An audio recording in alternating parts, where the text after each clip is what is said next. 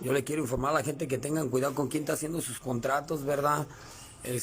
Porque pues ahora sí se lo están jodiendo y pues a mí llegan y me reclaman, ¿verdad? O sea que injustamente, o sea que pónganse al tiro, porque si no Dios guarde el hora, ¿cómo me vaya a ir a mí? O sea, a mí llegan y me reclaman que te deposité, que yo te contraté, que yo ya hice un depósito, que a este número, que aquí lo deposité, pues sí pues, pero no fue a mí.